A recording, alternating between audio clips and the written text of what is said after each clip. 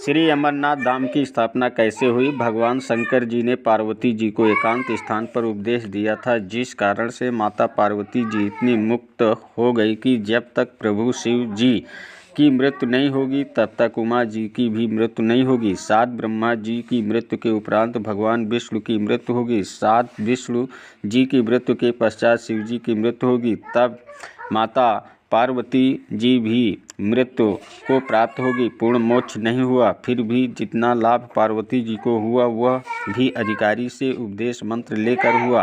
बाद में श्रद्धालुओं ने उस स्थान की याद बनाए रखने के लिए उसको सुरक्षित रखा तथा दर्शक जाने लगे। जैसे यह दास स्थान स्थान पर जाकर सत्संग करता है, वहाँ पर खीर व हलवा भी बनाया जाता है। जो भक्तात्मा उपदेश प्राप्त कर लेता है उसका कल्याण हो जाता है। सत्संग समापन के उपरांत सर्व टेंट आदि उखाड़ कर दूसरे स्थान पर सत्संग के लिए चले गए। पूर्व स्थान पर केवल मिट्टी या ईंटों की बनाई भट्ठी व चूल्हे शेष छोड़ दिए। फिर कोई उसी शहर के व्यक्ति से कहे कि आओ आपको वह स्थान दिखाकर लाता हूँ जहाँ संत रामपाल दास जी का सत्संग हुआ था, खीर बनाई थी। बाद में उन भट्टियों को देखने जाने वाले को ना तो खीर मिले, ना ही सत्संग के अमृत वचन सुनने को मिले, ना ही उपदेश प्राप्त हो सकता है जिससे कल्याण हो सके। उसके लिए संत ही खोजना पड़ेगा। जहाँ सत्संग चल रहा हो वहाँ पर सर्व कार्य सिद्ध होंगे। ठीक इसी प्रकार तीर्थों और धर्मों पर जाना तो उस यादगार स्थान रूपी भट्ठी को देखना मात्र ही है। यह पवित्र गीता जी में वर्णित न होने से शास्त्र विरुद्ध हुई, जिससे कोई लाभ नहीं मिला। तत्वज्ञानहीन संतों व महंतों तथा आचार्यों द्वारा भ्रमित श्रद्धालुओं तीर्थों व धर्मों पर आत्म कल्याणार्थ जाते हैं। श्री अमरनाथ जी की यात्रा पर गए श्रद्धालु 3-4 बार बर्फानी तूफान में दबकर मृत्यु को प्राप्त हुए। प्रत्येक बार मरने वालों की संख्या हजारों होती थी। विचारणीय विषय है कि यदि श्री अमरनाथ जी के दर्शन व पूजा लाभदायक होती है तो क्या भगवान शिव उन श्रद्धालुओं की रक्षा नहीं करते? अर्थात प्रभु शिव जी भी शास्त्र विरुद्ध साधना से अप्रसन्न हैं। आगे है देवी वैष्णो देवी के मंदिर की स्थापना कैसे हुई।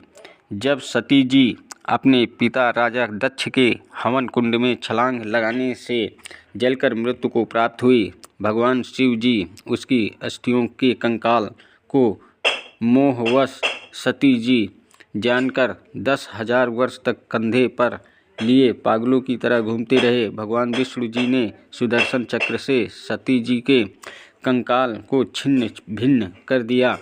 जहाँ धड़ गिरा वहाँ पर उसको जमीन में गाड़ दिया गया। जिस धार्मिक घटना की याद बनाए रखने के लिए उसके ऊपर एक मंदिर जैसी यादगार बना दी कि कहीं आने वाले समय में कोई यह ना कह दे कि पुराण में गलत लिखा है। उस मंदिर में एक स्त्री का चित्र रख दिया। उसे वैष्णो देवी कहने लगे। उसकी देख रेख व श्रद्धालु दर्शकों को उस स्थान की कहानी बताने के लिए एक नेक व्यक्ति नियुक्त किया गया। उसको अन्य धार्मिक व्यक्ति कुछ वेतन देते थे। बाद में उसके वंशजों ने उस पर भेंट लेना प्रारंभ कर दिया तथा कहने लगे कि एक व्यक्ति का व्यापार ठप्प हो गया था।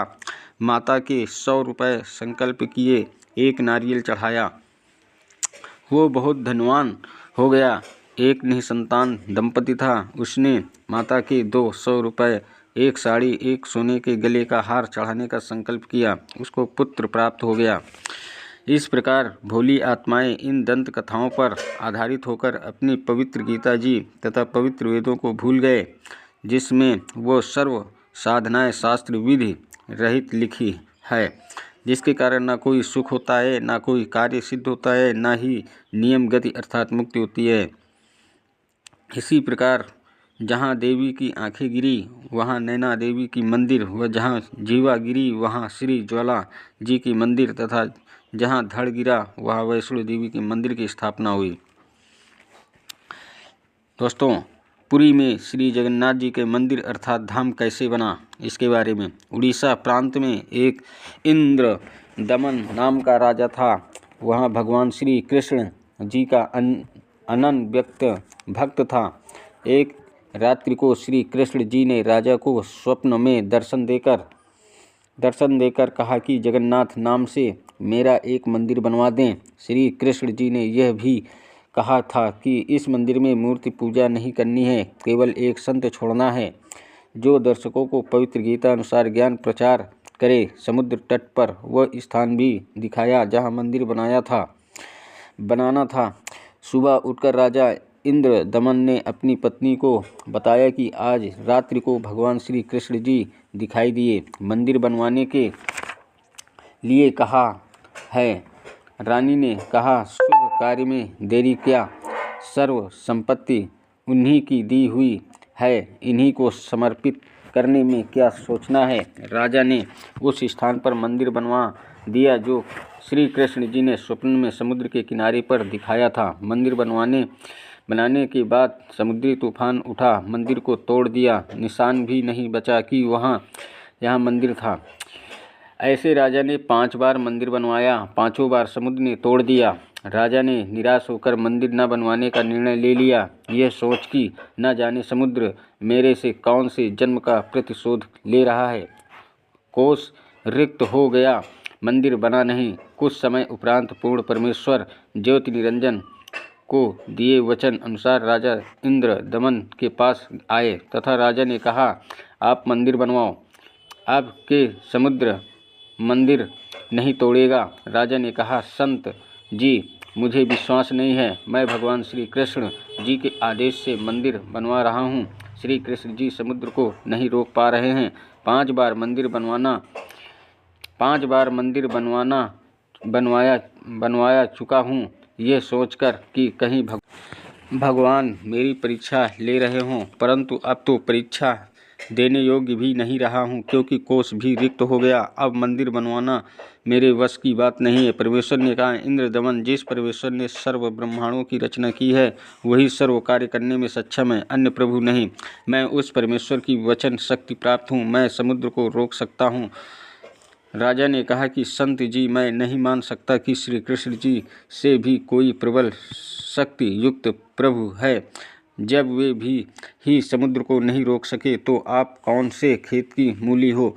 मुझे विश्वास नहीं होता तथा न ही मेरी वित्तीय स्थिति मंदिर बनवाने की है। संत रूप में आए कबीर देव ने कहा, राजन, यदि मंदिर बनवाने का मन बने तो मेरे पास आ जाना, मैं अचूक स्थान पर रहता हूँ।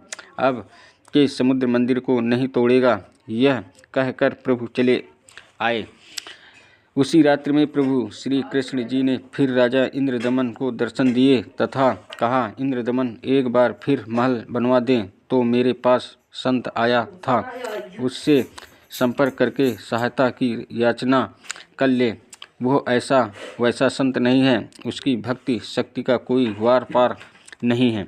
राजा इंद्रदमन नींद से जागा, स्वप्न का पूरा वृत्तांत अपनी रानी को बताया। रानी ने कहा, प्रभु कह रहे हैं तो आप मत चुको, प्रभु का महल फिर बनवा दो। रानी की सद्भावना युक्त वाणी सुनकर राजा ने कहा, अब तो कोष भी खाली संकट में फंस गया है। रानी ने कहा, मेरे पास गहने रखे हैं, उनसे आसानी से मंदिर बन जाएगा। आप ये गहने लो तथा प्रभु के आदेश का पालन करो। यह कहते हुए रानी ने सर्व गहने जो घर रखे थे तथा जो पहन रखे थे निकालकर प्रभु के निमित्त अपने पति के चरणों में समर्पित कर दिए।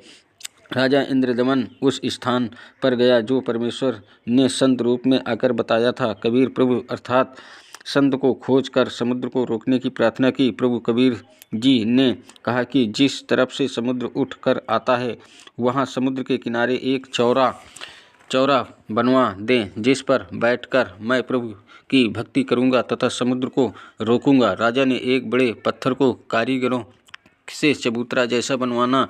परमेश्वर कबीर उस पर बैठ गए। छठी बार मंदिर बनाना प्रारंभ हुआ, उसी समय एक नाथ परंपरा के सिद्ध महात्मा आ गए। नाथ जी ने राजा से कहा, राजा बहुत अच्छा मंदिर बनवा रहे हो, इसमें मूर्ति भी स्थापित करनी चाहिए। मूर्ति बिना मंदिर कैसा? यह मेरा आदेश है। राजा इंद्रदमन ने हाथ जोड़कर कहा, नाथ जी, प्रभु जी कृष्ण जी ने मुझे स्वप्न में दर्शन देकर मंदिर बनवाने का आदेश दिया था। कहा था कि इस महल में ना तो मूर्ति रखनी है, ना ही पाखंड पूजा करनी है। राजा की बात सुनकर नाथ ने कहा, स्वप्न भी कोई सत्य होता है। मेरे आदेश का पालन कीजिए तथा चंदन की लकड़ी की मूर्ति अवश्य स्थापित कीजिएगा। यह कहकर नाथ जी बिना जल पान ग्रहण किए उठ गए। राजा ने डर के मारे चंदन की लकड़ी मंगवाई तथा कारीगर की मूर्ति बनाने का आदेश दे दिया। एक मूर्ति श्री कृष्ण जी की स्थापित करने का आदेश भी नाथ जी का था। फिर अन्य गुरुओं संतों ने राजा को राय दी कि अकेले प्रभु कैसे रहेंगे। वे तो श्री बलराम को सदा साथ रखते थे। एक ने कहा, बहन सुभद्रा ने तो भगवान श्री कृष्ण जी की लाडली बहन थी, वो कैसे अपने भाई बिना रह सकती है। 3 मूर्तियां बनवाने का निर्णय लिया गया। 3 कारीगर नियुक्त किए। मूर्तियां तैयार होते ही टुकड़े टुकड़े हो गए। ऐसे 3 बार मूर्तियां खंड हो गई। राजा बहुत चिंतित हुआ। सोचा, मेरे भाग्य में यह यश या पुण्य कर्म नहीं है। मंदिर बनता है, वो टूट जाता है। अब मूर्तियां टूट रही हैं। नाथ जी रुष्ट हो कर गए। यदि कहूँगा कि मूर्तियां टूट जाती हैं तो सोचने की राजा बहाना बना रहा है, कहीं मुझे सौंप ना दे दे। चिंताग्रस्त राजा ना तो आहार कर रहा है, ना इस रात्रि भर निंद्रा आई। सुबह बेचैन अवस्था में राज दरबार में गया। उसी समय पूर्ण परमात्मा कबीर प्रभु एक 80 वर्षीय कारीगर का रूप बनाकर राज दरबार में उपस्थित हुआ। कमर पर एक थैला लटकाए हुए था, जिसमें आरी बाहर स्पष्ट दिखाई दे रही थी, मानो बिना बताए कारीगर का परिचय दे रही थी, तथा अन्य भसोला व बर्मा आदि थैले में भरे थे। कारीगर वेश में प्रभु ने राजा से कहा, मैंने सुना है कि प्रभु के मंदिर के लिए मूर्तियां पूर्ण नहीं हो रही हैं। मैं 80 वर्ष का वृद्ध हो चुका हूँ तथा 60 वर्ष का अनुभव है। चंदन की लकड़ी की मूर्ति प्रत्येक कारीगर नहीं बना सकता। यदि आपकी आज्ञा हो तो सेवक उपस्थित है। राजा ने कहा, कारीगर, आप मेरे लिए भगवान ही कारीगर बनकर आए लगते हो। मैं बहुत चिंतित था, सोच ही रहा था कि कोई अनुभवी कारीगर रूप में आए। कबीर देव ने कहा, राजन, मुझे एक कमरा दे दो जिसमें बैठकर प्रभु की मूर्ति तैयार करूंगा। मैं अंदर से दरवाज़ा बंद करके स्वच्छता से मूर्ति बनवाऊंगा। ये मूर्तियां जब तैयार हो जाएंगी तब दरवाज़ा खुलेगा। यदि बीच में किसी ने खोल दिया तो जितनी मूर्तियां बनेंगी उतनी ही रह जाएंगी। राजा ने कहा, जैसा आप उचित समझो वैसा करूंगा। दोस्तों, ये वीडियो आपको कैसा लगा? यदि अच्छा लगा हो तो लाइक और शेयर कीजिएगा, और चैनल पर नए हैं तो चैनल सब्सक्राइब कीजिएगा और बेल आइकन दबाना मत भूलिएगा, ताकि आपको इसी प्रकार की नोटिफिकेशन हमेशा मिलती रहे। थैंक यू सो मच मेरा यूट्यूब वीडियो देखने का आप सभी को।